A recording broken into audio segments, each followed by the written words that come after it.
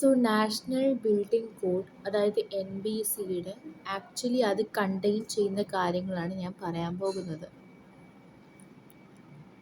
അത് ഒന്നാമതായിട്ട് കണ്ടെയ്ൻ ചെയ്യുന്നത് അഡ്മിനിസ്ട്രേറ്റീവ് ആയിട്ടുള്ള റെഗുലേഷൻസ്. Administrative regulations NBCക്കകത്തുണ്ട്. അതുമാത്രമല്ല ഡെവലപ്മെൻറ്റ് കൺട്രോൾ റൂൾസ് ഉണ്ട്. വളർച്ചയ്ക്കുള്ള റൂൾസ്, ഓക്കെ, ഡെവലപ്മെൻറ്റിലുള്ള കൺട്രോൾ റൂൾസ് ഉണ്ട്. ജനറൽ ബിൽഡിംഗ് റിക്വയർമെൻറ്റ്സ് ഉണ്ട്. ഫയർ സേഫ്റ്റി റിക്വയർമെൻറ്റ്സ് ഉണ്ട്. Stipulations regarding material structure design and construction including safety. അതായത് മെറ്റീരിയൽസിനെ പറ്റി, സ്ട്രക്ചറൽ ഡിസൈനിനെ പറ്റി, കൺസ്ട്രക്ഷനെ പറ്റി, അതൊക്കെ. പിന്നെ plumbing and building services, approach to sustainability and asset and facility management. NBC also contains basic infrastructure and services to provide in buildings. Basic infrastructure എങ്ങനെയായിരിക്കണം and services എങ്ങനെയായിരിക്കണം. Building codes exist to protect the public's health, safety and welfare. Building കോഡിൻ്റെ അകത്ത് പബ്ലിക്കിൻ്റെ health, safety ഒക്കെ and welfare ഒക്കെ നോക്കും.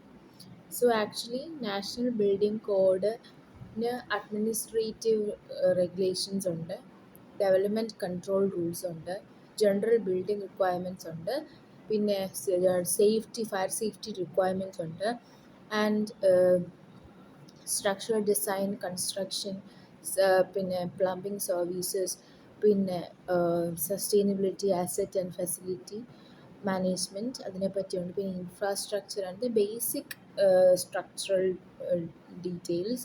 പിന്നെ building codes exist to protect the health of the people and safety of the people as well as welfare of the people. So ഇതൊക്കെയാണ് national building കോഡിൽ mainly ആയിട്ട് കണ്ടെയ്ൻ ചെയ്യുന്നത്. National Building Code was formulated and published by Bureau of Indian Standards BIS. അതായത് NBC formulate ചെയ്തതും publish ചെയ്തതും bureau of Indian standards ആണ്. Bureau of Indian standards ആണ് NBCനെ formulate ചെയ്തതും പബ്ലിഷ് ചെയ്തതും. The building that does not satisfy the building code or violation of NBC will lead to the penalty and cancellation of sanction or demolition of the building. അതായത് NBC പറയുന്ന രീതിയിൽ, ആ റെഗുലേഷൻ്റെ രീതിയിലല്ല ചെയ്യുന്നതെന്നുണ്ടെങ്കിൽ ഉറപ്പായിട്ടും ഒന്നെങ്കിൽ പെനാൽറ്റി കൊടുക്കേണ്ടി വരും, അല്ലെങ്കിൽ സാങ്ഷൻ ക്യാൻസലാകും. അതുപോലെ തന്നെ ബിൽഡിങ്ങിനെ നശിപ്പിക്കും.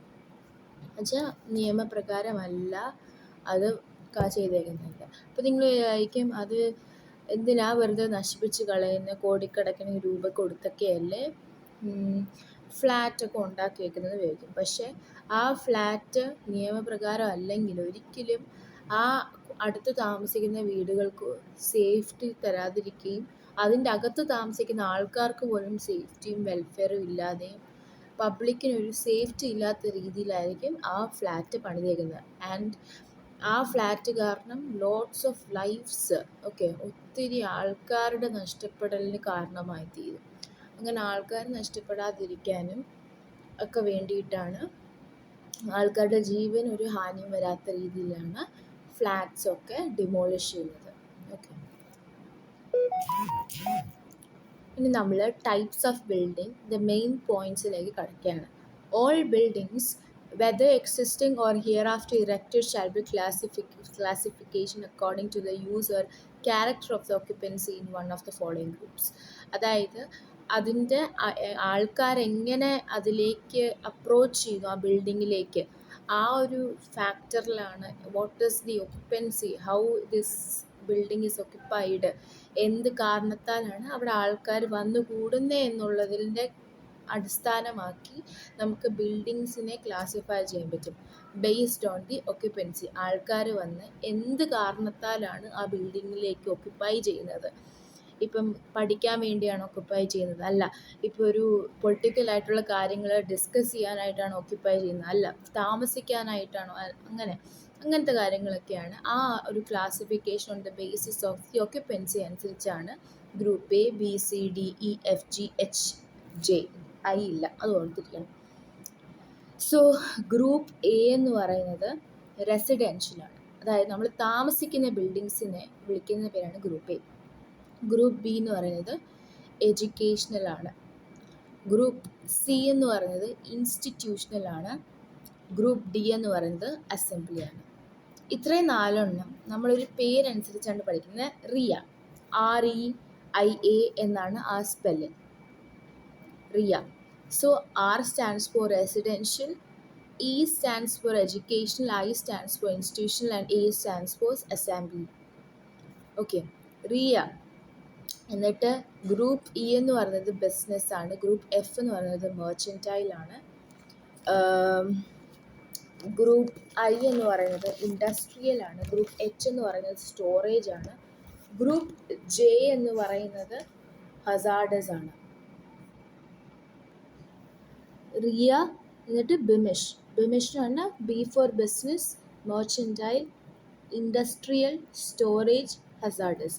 സോ നമ്മളൊരു പേര് ഓർത്തിക്കുക, റിയ, ബിമിഷ്. സോ ഒന്നുകൂടെ പറയാം, നോക്കാതെ ഒന്ന് പറഞ്ഞു നോക്കൂ. റിയ, ബിമിഷ് അനുസരിച്ച് REIA BMISH, ബിമിഷ്. സോ നമ്മളതിൻ്റെ ഇത് പറയാം. R for residential, E for educational, I for institutional, A for assembly. That is group A, B, C, D. And group E അതായത് ബിമിഷിൻ്റെ ബിസിനസ്, M മെർച്ചൻറ്റൈല്, I എന്ന് പറയുന്നത് ഇൻഡസ്ട്രിയൽ, S എന്ന് പറയുന്നത് storage, H എന്ന് പറയുന്നത് ഹസാർഡസ്. സോ ABCDFEFGH, I ഇല്ല, J.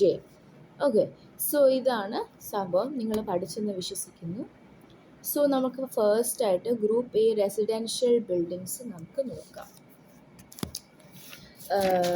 Group A residential buildings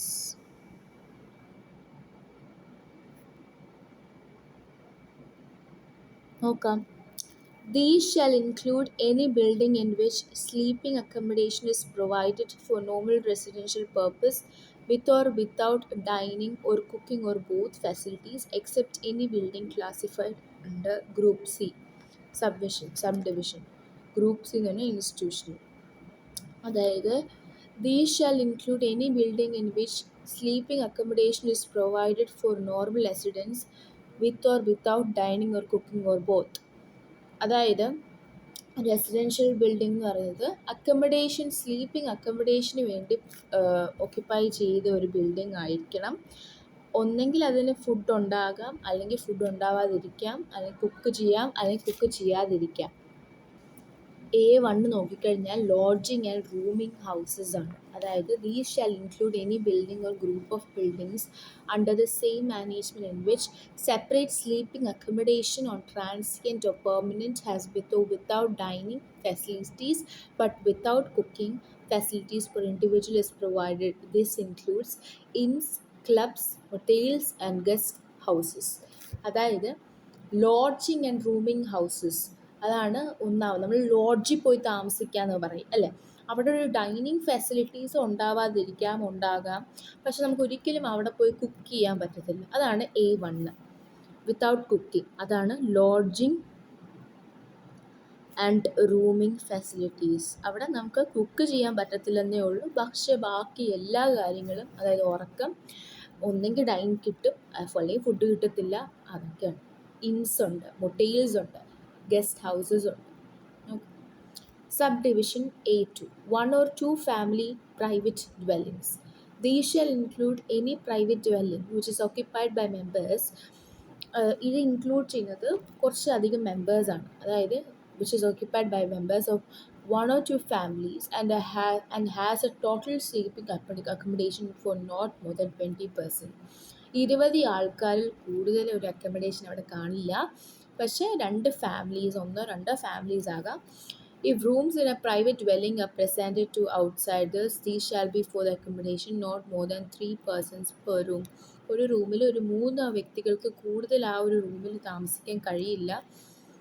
If sleeping accommodation for more than 20 persons provided in any one residential building shall be classified as building in subdivision A1 or subdivision A4 as case may be.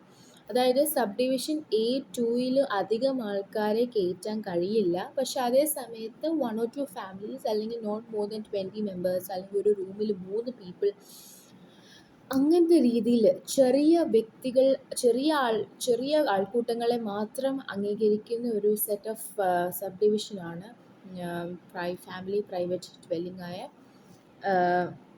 Subdivision A2. അതായത് private family dwelling. Subdivision A3 നോക്കിക്കഴിഞ്ഞാൽ dormitories ആണ്. These shall include any building in which group sleeping accommodation is provided. ഒരുമിച്ച് ഒരു ആൾക്കൂട്ടത്തിന് ഉറങ്ങാനുള്ളതുണ്ട്. Is provided with or without dining facilities for person who are not members of the same family. ഒരേ family ആയിരിക്കണം ഒരു നിർബന്ധവും ഇല്ല. And അവിടെ dining കിട്ടുകയും ചെയ്യും. In one room or serially of closely associated rooms under joint occupancy and single management. അതായത് normally ഇത് നമ്മൾ കാണുന്നത് ഹോസ്റ്റൽസിൽ അല്ലെങ്കിൽ കോളേജ് സ്കൂൾ ഡോർമെട്രീസിലൊക്കെയാണ്. Subdivision A4. അപ്പം A3 എന്ന് പറയുന്നത് ഡോർമെട്രീസ് ആയിരുന്നു.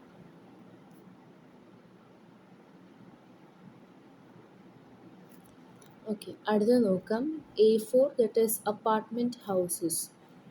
A4, A5 ഉണ്ട്, A6 ഉണ്ട്.